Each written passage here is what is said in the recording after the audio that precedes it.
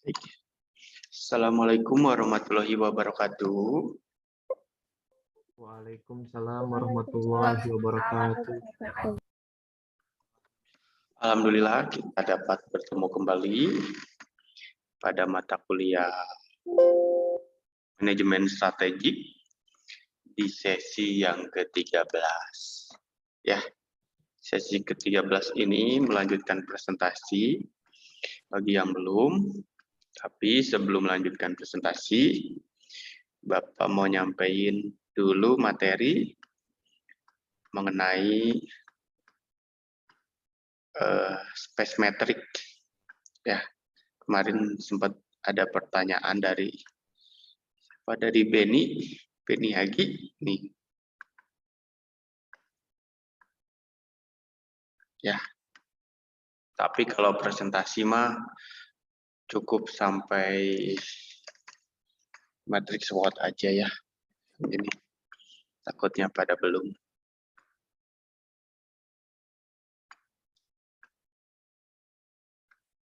Udah kelihatan slide-nya? Sudah, Pak. Sudah, Pak.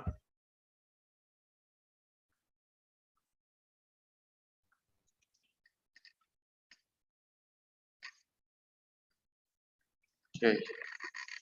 Space metric serta internal dan eksternal faktor.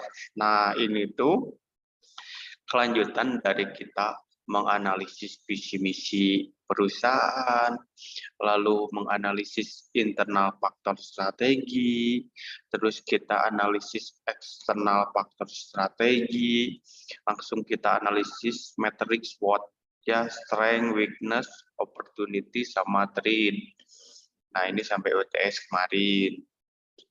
Terus tugasnya presentasiin sampai matriks SWOT. Setelah kita analisis matriks SWOT, nah ada lagi kelanjutannya. Ya, masih di tahap pencocokan strategi. Nah, sekarang namanya space metric. Yang pertama space metric, yang kedua internal dan eksternal metric, ya, atau bisa disebut metrik IE, internal dan eksternal. Nah, jadi space metric itu apa? Space metric yaitu metrik posisi, strategi, dan evaluasi tindakan. Ya, strategi, positioning, and action evaluasi. Space. Salah satu metrik yang digunakan oleh sebuah perusahaan untuk menentukan strategi apa yang paling tepat dijalankan. Ya. Jadi masih tahap pencocokan ini tuh. Dalam metrik ini terdapat 4 kerangka kuadran, apakah agresif, ya, perusahaan yang kita analisis itu apakah ada di posisi agresif, atau apakah ada di posisi konservatif, lalu ada defensif, atau kompetitif. Nah, kita harus analisis dulu. Ya, ada 4 nanti kategori yang harus kita analisis. Nah, biar kita dapat tahu bahwa strategi yang cocok untuk perusahaan yang kita analisis itu agresif, atau konservatif, atau defensif, atau kompetitif, ya, yang sesuai dengan organisasi atau perusahaan yang kita analisis. Nah, lalu apa aja yang harus kita analisis? Nih, kita lihat nih di dalam space metric terdapat sumbu-sumbu yang melintang secara vertikal dan horizontal. Sumbu-sumbu tersebut merupakan dimensi internal dan eksternal dari sebuah perusahaan.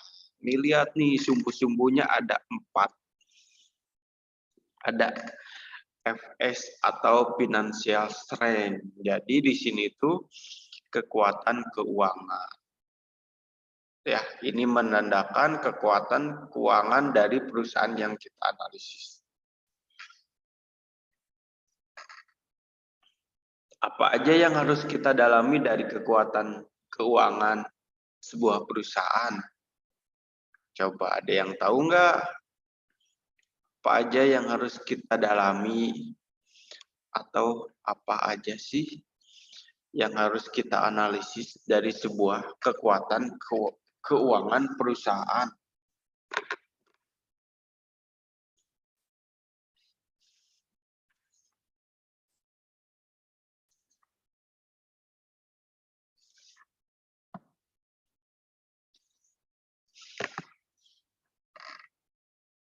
Ada yang mau ngasih pendapat?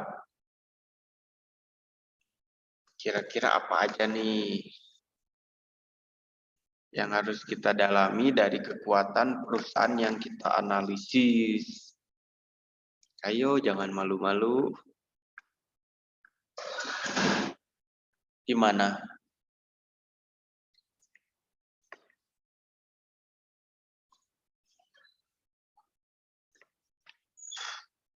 Kira-kira apa aja yang menjadi faktor analisis kita untuk mengetahui financial strength atau kekuatan keuangan?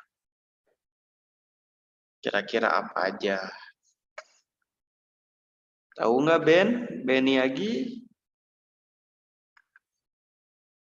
Kan anak akuntansi Beni Agi, masa nggak tahu anak akuntansi? Kira-kira faktor apa aja yang dapat kita analisis untuk mengetahui perusahaan ini tuh kuat nggak di bidang keuangannya? Ayo jangan malu-malu siapa? Kayak laba perusahaan, Pak. Nah, itu salah satunya. Sok apalagi? Ayo, Posisi keuangan, cadangan kas, pendapatan bunga. tuh banyak. Laba, pendapatan bunga, terus sok masih banyak dah.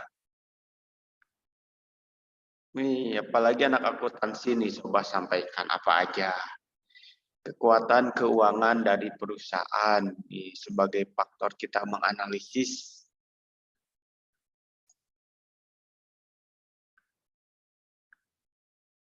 Ayo, Mas Adam semua. Yang lainnya gimana? Laba rugi termasuk, Pak. Termasuk. Jadi kan kita tahu perusahaannya kalau laba berarti kekuatan keuangannya bisa dikatakan baik. Tapi dilihat lagi angka kinerjanya, labanya tuh biasanya meningkat apa menurun. Jadi harus tahu grafik tahun sebelumnya. Kalau rugi perusahaannya, berarti kan kita tahu kekuatan keuangannya tidak ada. Lemah, bukan tidak ada ya, lemah. Tuh, ada lagi nggak pendapat dari mahasiswa semuanya? Ayo berpikir kritis. Gitu. Kalau dari rasio-rasionya Bapak kayak rasio invest, rasio lancar yang kayak gitu, perputaran aset turnover. Bisa, bagus. Itu yang Bapak maksud. Rasio. Ya, perputaran uang masuknya berapa. Terus biasanya sama beban ini ya. Piutangnya berapa. Dilihat di rasio. Bagus ya, Sekar Arum. Nah, itu yang Bapak harapkan pada aktif. Lalu ada keunggulan kompetitif. Nih, kira-kira di keunggulan kompetitif ini, apa aja faktor yang kita harus analisis coba? Kira-kira apa? Tadi udah Adam, Beni, Sekar Arum. Ya, laba kalau keuangan. Kalau dari sisi kompetitif, advance atau keunggulan yang kompetitif.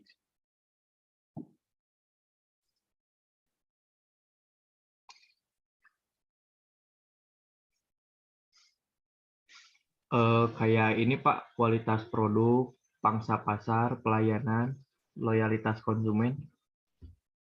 Nah, bagus. Itu masuk semua. Loyalitas produk, maksudnya gimana? Loyalitas konsumen Pak, Loyalitas konsumen. Terus, kualitas produk, pangsa pasar, sama pelayanan. pangsa pasar gimana? Kayak ini Pak, kompetitor sih, persaingan. Keunggulan dari kompetitor gitu, keunggulan Jadi bersaing. menguasai pangsa pasar Pak. Oke, menguasai pasar, bagus. Terus pelayanan, ya. Tadi yang sampaikan Adam, lu tiga-tiganya cocok. Coba, ada lagi nggak dari kompetitif advance? Kira-kira apa lagi nih? Selain tadi 3 yang disampaikan sama Adam. Keunggulan kompetitif, keunggulan dari kompetitor, pelayanan. Kira-kira ada lagi nggak? Ayo. Mana suara yang lainnya?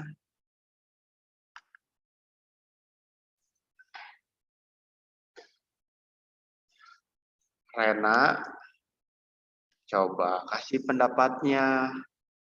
Susi, Tarisha, Uus, apalagi ini faktor-faktor dari keunggulan kompetitif.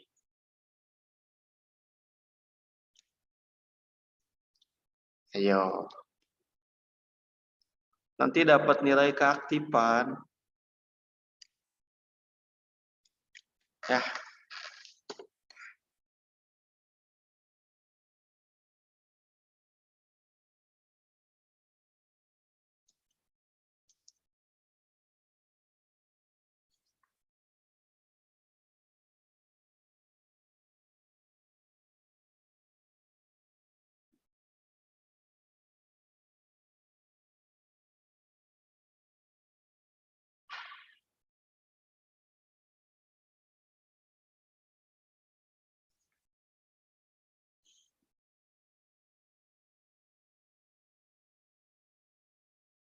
Ayo. Kalau brand image, Bapak masuk nggak? Kalau apa? Brand image, persepsi masyarakat ke perusahaan itu. Brand image-nya gimana? Jadi kayak udah punya nama gitu, udah dikenal sama masyarakat luas. Oke, masuk. Ya. Jadi brand image-nya kuat di pasaran. Kayak, kasih contohnya dong produknya nih.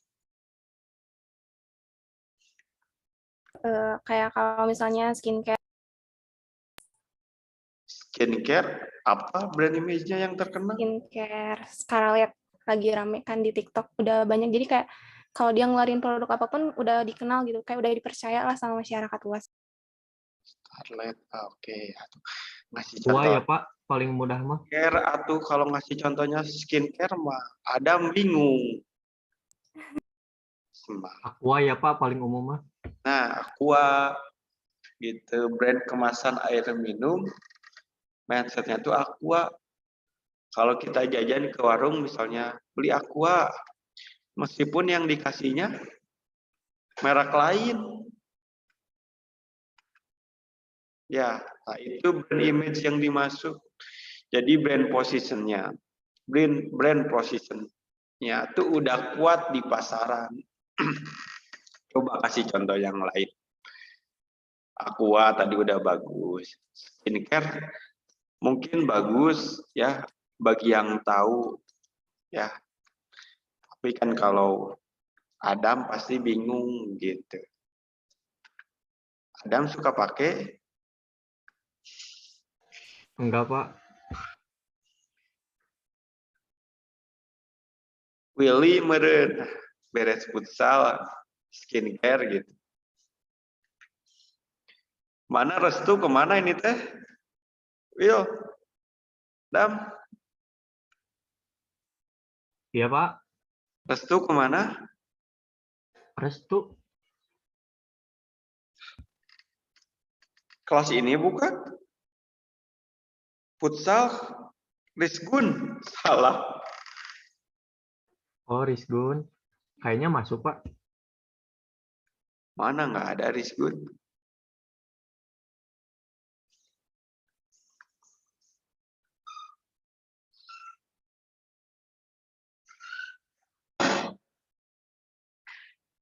Rizgun nggak ada.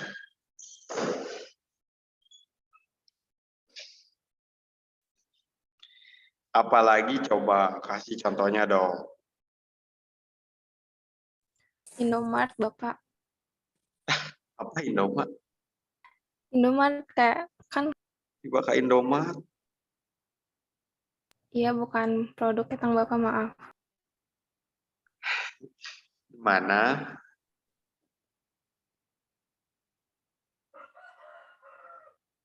Apalagi Indomie, Pak. Indomie. Indomie itu merek mie gitu, Indomie ya. Ayam bawang gitu ya mindsetnya teh. Kalah nggak sama mie sedap?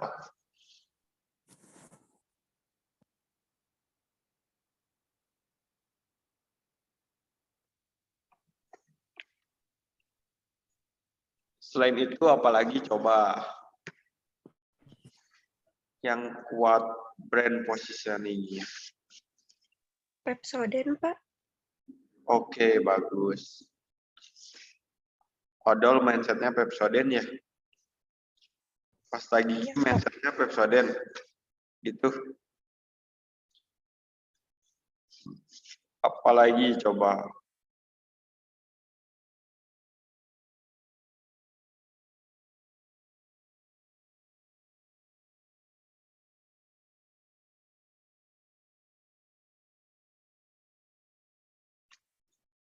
Lagi.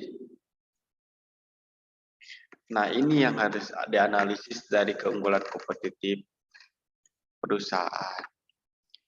Kalau deterjen mindsetnya kemana kalau deterjen? Rinso. Iya, kayak gitu. Brand positionnya udah kuat. Nah, kita harus analisis competitive advantage berkaitan dengan kualitas produk, ya, inovasi produk,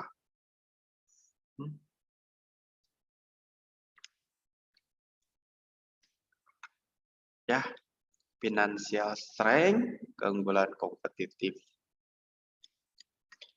Lalu selanjutnya ada,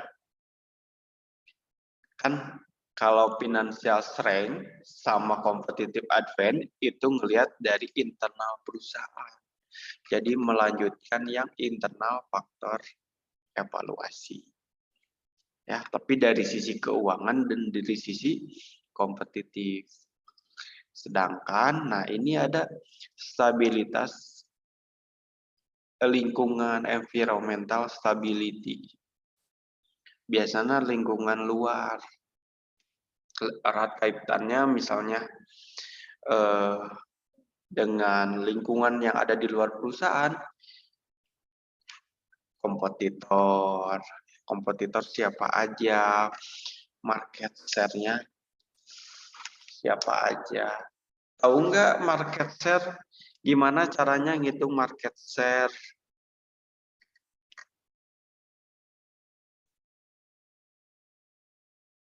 Contohnya misalnya ada 4 bank ya, BUMN 3, 1 BCA, Mandiri, BRI, sama BNI. Dari 4 bank ini kira-kira laba terbesarnya siapa?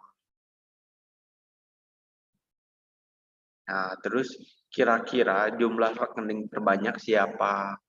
Nah, ntar kelihatan market share-nya itu yang terbesar, yang paling banyak jumlah rekeningnya. Misalnya, kalau dilihat dari market share, jumlah rekening. Kalau dilihat dari laba perbankan, dilihat berapa sih jumlah laba dari masing-masing bank tersebut.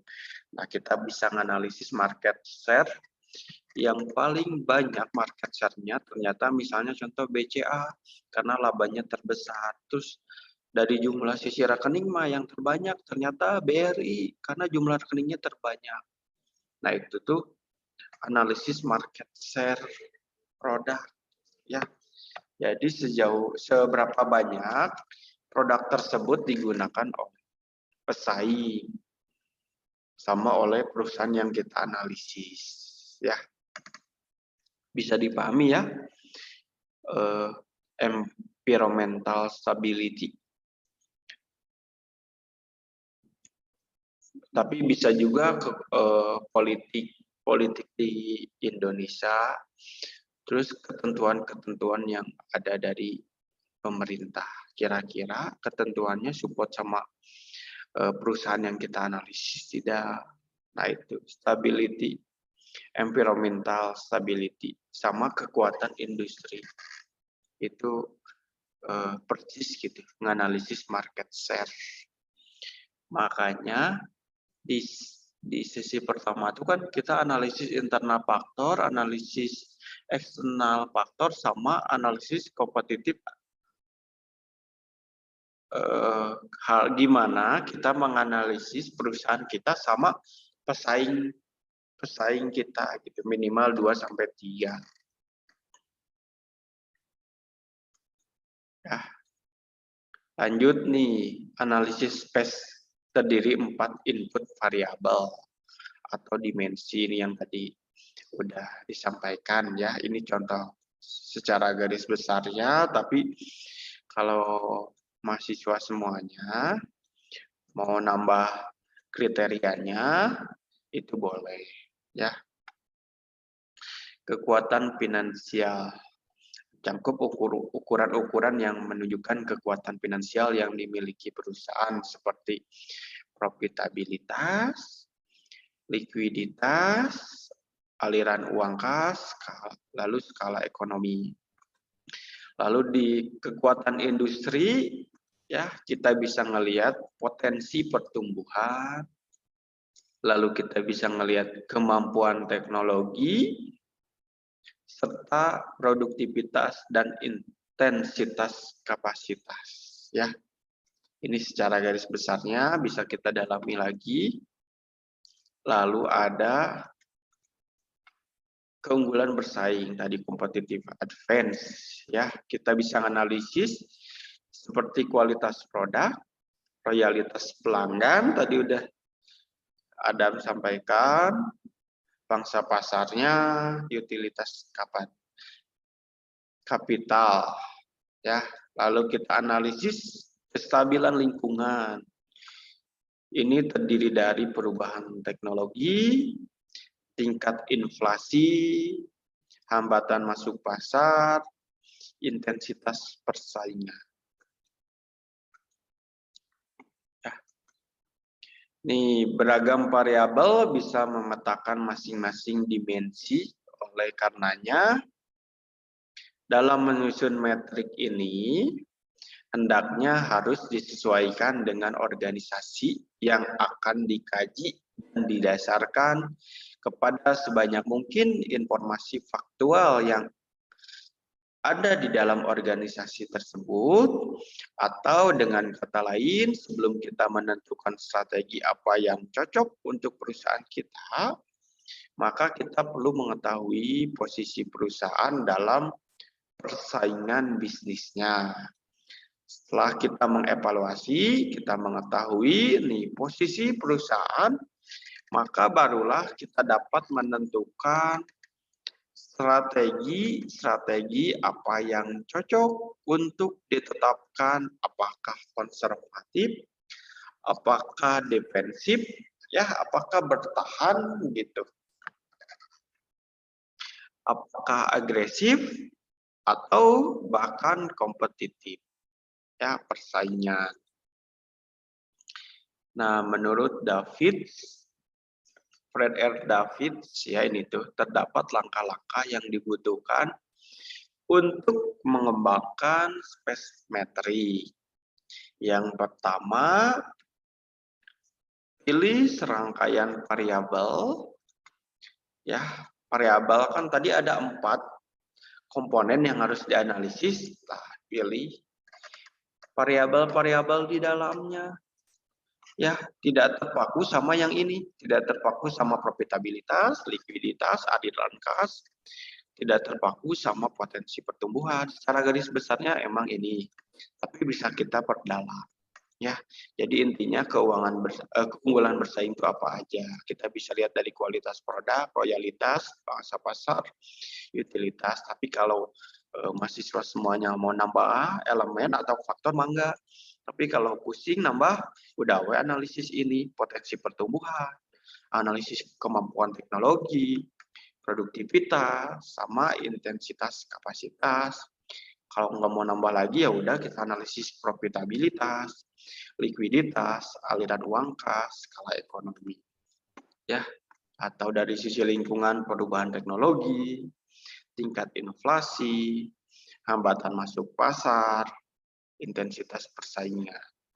Ya, itu kriteria hal yang harus kita tentukan untuk mengetahui variabel daripada kekuatan finansial, keunggulan kompetitif, stabilitas lingkungan, dan kekuatan industri. Nilai variabel-variabel tersebut menggunakan skala 1 paling buruk sampai 6 paling baik. Nah, untuk financial strength sama sama kekuatan industri, IS ya. IS itu kekuatan industri.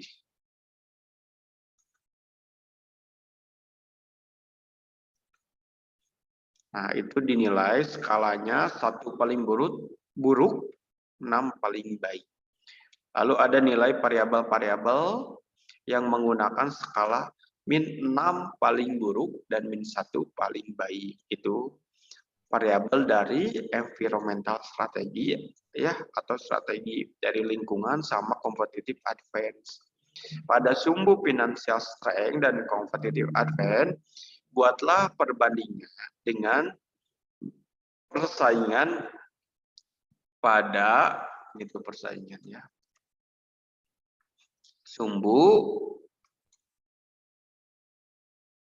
environmental strategi sama industri, kekuatan industri. Buatlah perbandingan dengan industri lain. Hitung rata-rata dari financial strength, competitive advantage, ya, environmental strategi, industri strategi, dengan menjumlahkan nilai yang ada yang Anda berikan pada variabel pada setiap dimensi. Ya, berarti penilaiannya itu di-adjustment sama mahasiswa semuanya, sama Bapak Ibu semuanya. Penilaiannya gitu, mau -6, -5, -4 itu hasil analisis mahasiswa semuanya.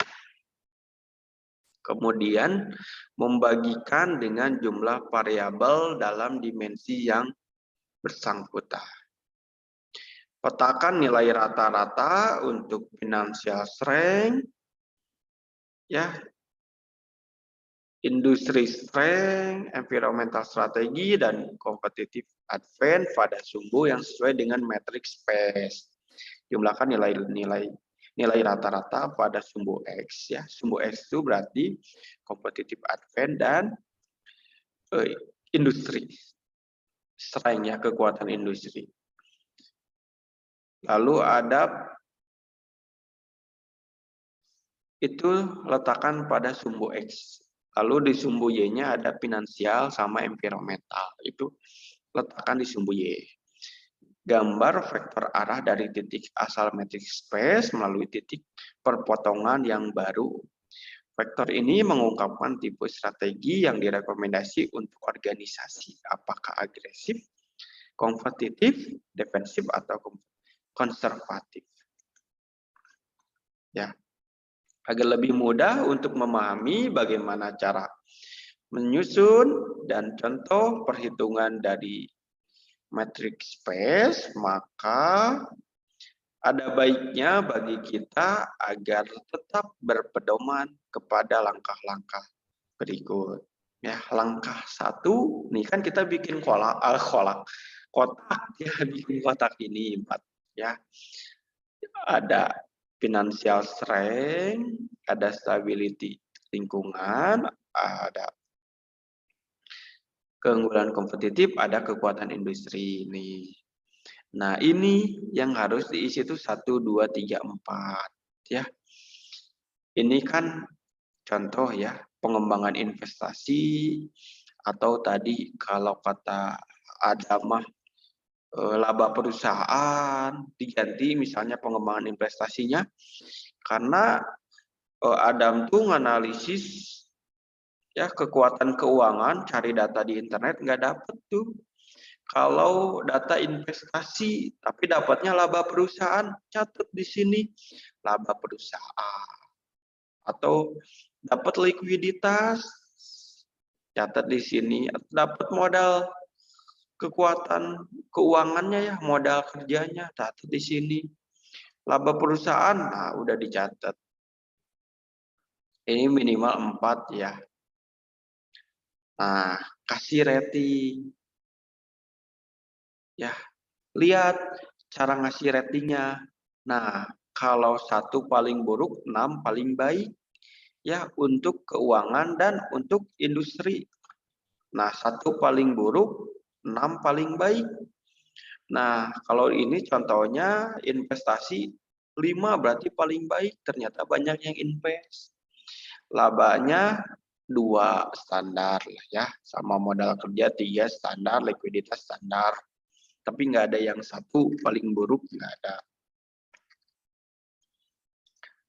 Nah, penilaian kekuatan finansial sama dengan penilaian kekuatan industri. 6 paling baik, 1 paling buruk. Potensi laba, wah 4, kan itu masih baik. Stabilitas keuangan itu 4 masih baik. Produktivitas standar.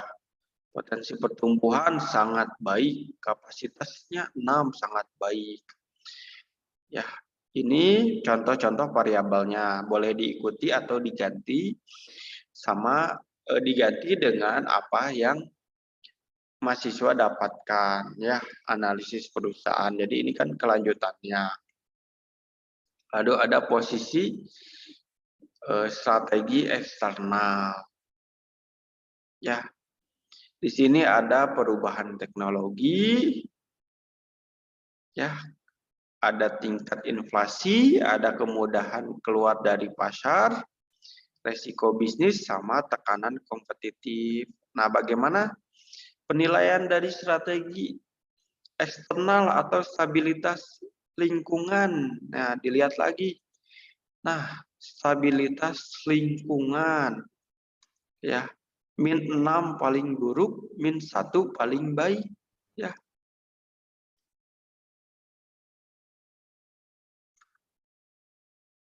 Nah, stabilitas lingkungan -6 paling buruk, -1 paling baik. Siklus hidup produk -6 berarti paling buruk. Kenapa? Paling buruk, keunggulan kompetitif ternyata tidak unggul misalnya ya. Terus dari royalitas -2 cukup baik, berarti pangsa pasar -1. Sama-sama stabilitas lingkungan, perubahan teknologi -3. Wah, kemudahan keluar dari pasar -5, kurang baik ya. Tekanan kompetitif -2. Oke, setelah ini diisi ya, tingkat inflasi misalnya -1 paling baik karena tidak terkena inflasi. Ini udah diisi, nih rating ini sesuai analisis kita perusahaan ya. Lalu dirata-ratakan. Jumlah rata-ratakan. Jumlah rata-ratakan. Jumlah rata-ratakan, jumlah rata-ratakan. Nah, perhitungannya jumlah X didapat dari competitive advance sama industri, kekuatan industri. Nih, berapa tambahin. Itu jumlah sumbu X. Sekarang jumlah sumbu Y rata-rata. Financial strength, kekuatan finansial sama environmental, kekuatan lingkungan. Finansial ditambah lingkungan itu totalnya berapa? Masukin di sumbu Y. Kekuatan advance ya, kekuatan kompetitif sama industri jumlahin, taruh di sumbu X. Nah, setelah kita dapat sumbu X-nya 1,6 dan sumbu Y 0,85. Nah, masukin ke kuadran nih.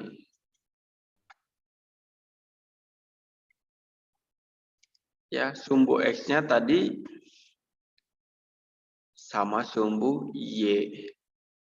Sumbu Y-nya 0,85, sumbu X-nya 1,6. Berarti ada di posisi spesimetri. Ada di posisi agresif berarti. Perusahaan yang kita analisis ada di posisi agresif. Strategi yang cocok untuk agresif, ya, posisi agresif yaitu integrasi ke belakang, integrasi ke depan. Ya, semakin menguatkan posisi integrasi ke depan, integrasi ke belakang. Penetrasi pasar, pengembangan pasar, serta diversiasi. Ini cocok untuk yang ada di agresif. Tapi ternyata perusahaan yang kita analisis itu ternyata defensif. Ya, contohnya misalnya Garuda. Sekarang kelilit hutang. Jadi strategi yang cocoknya defensif bertahan. Atau penciutan dalam artian pengurangan tenaga kerja. Ya, ini tuh dapat kita tahu ya posisi perusahaan kita di mana setelah kita analisis yang kotak tadi. Faktor-faktor financial strength, faktor-faktor industri, faktor kompetitif, ya, sama konservatif. Bisa dipahami nggak? Sampai spesimetrik. Bisa, Pak. Ya, alhamdulillah. Lanjut ke internal. PowerPoint-nya ini nggak? Pindah nggak internal metrik? Pindah, Pak. Oke. Setelah kita paham spesimetrik, kita masuk ke internal metrik, internal eksternal metrik. Nih, sama ini masih tahap pencocokan. Jadi tahap pencocokan tuh banyak tools yang digunakan. Spesimetrik, internal metrik. Ada 4 gitu. Tapi pelan-pelan ya. Metrik internal eksternal ini dikembangkan dari model General Electric model. Parameter yang digunakan meliputi parameter kekuatan internal perusahaan, pengaruh eksternal yang dihadapi. Tujuan penggunaan model ini adalah untuk memperoleh strategi bisnis di tingkat korporat yang lebih detail. Ada 9 diagram dari internal metrik internal eksternal ya. Nah, sebetulnya angka tadi dari spesimetrik, nah tinggal ditaruh aja di sini. Tadi kan kita dapat ya, sumbu Y 0,85, sumbu X 1,6. Taruh di sini. Sumbu Y sama sumbu X.